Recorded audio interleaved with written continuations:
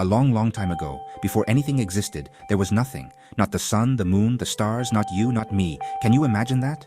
It was dark and empty everywhere. But then something amazing happened. God, who is great, powerful, and kind, decided to create everything. He started with nothing but his love and his words. God said, "Let there be." And boom! Things began to exist. It was like magic, but even better because it was the power of God at work.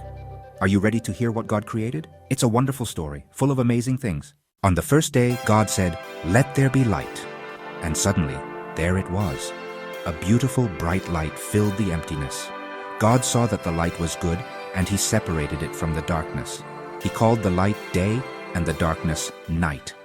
And that was the first day. On the second day, God said, "Let there be a space between the waters to separate water from water." And it happened.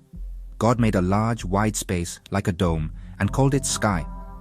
Now there was water below the sky and water above the sky. Can you imagine that? Water above us? Thank God for the sky, and that was the second day. On the third day, God said, "Let the water under the sky come together into one place so that dry land may appear." And so, the water began to move, obeying God's word. The vast expanses of water gathered, forming great oceans and seas.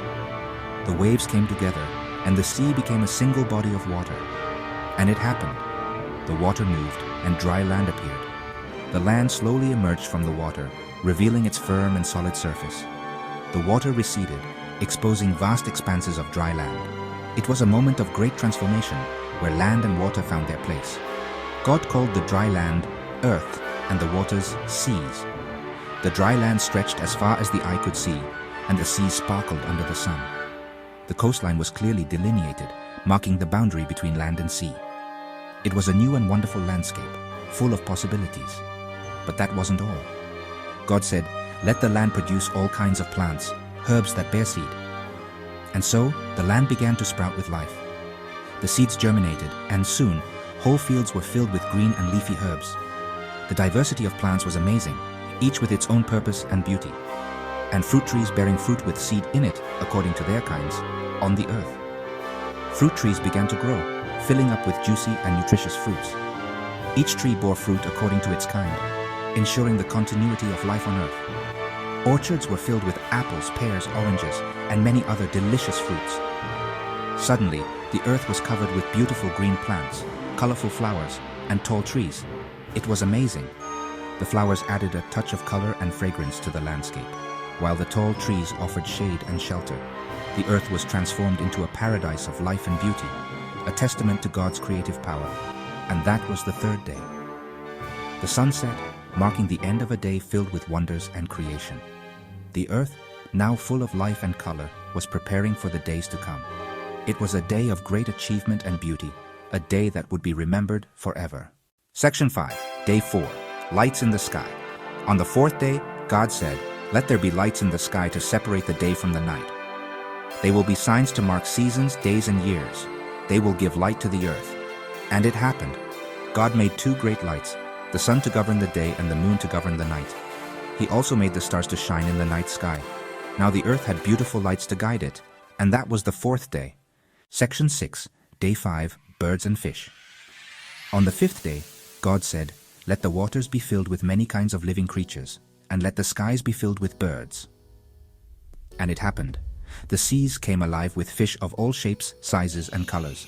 From the vibrant coral reefs to the depths of the ocean, marine life multiplied. Some were small and bright, moving quickly between seaweed and coral. Others were large and strong, swimming majestically in the deep waters. They swam and splashed, happy in their watery home. The fish played with each other, creating a spectacle of colors and movements.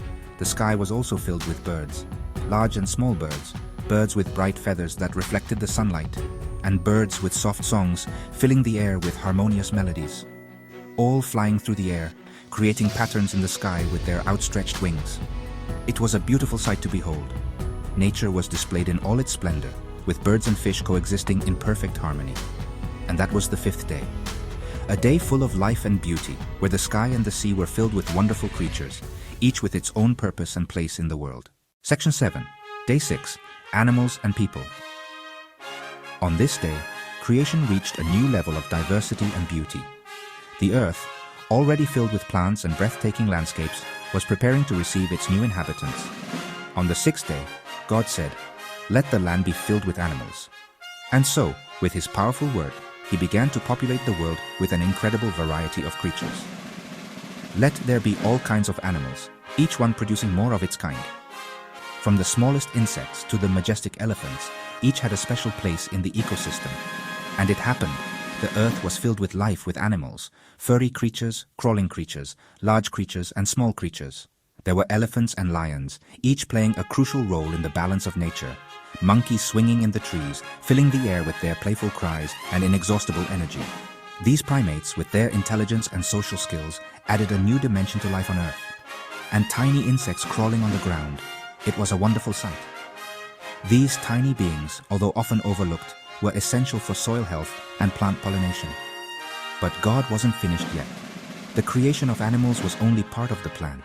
There was something more, something that would complete his masterpiece. He said, "Let us make human beings in our image, to be like us." With these words, he introduced human beings who would have the capacity to reason, love, and care for creation. To be like us. Humans were created with the ability to reflect, to make decisions, and to live in community, thus reflecting the nature of their Creator. They will rule over the fish in the sea, the birds in the air, and all the animals that move on the land. This responsibility implied not only dominion, but also the care and protection of all creatures. The animals and all the earth. Humans were to work in harmony with nature, ensuring that every living being could thrive. And so, God created the first humans, a man and a woman. They were placed in a beautiful garden, filled with everything they would need to live and prosper.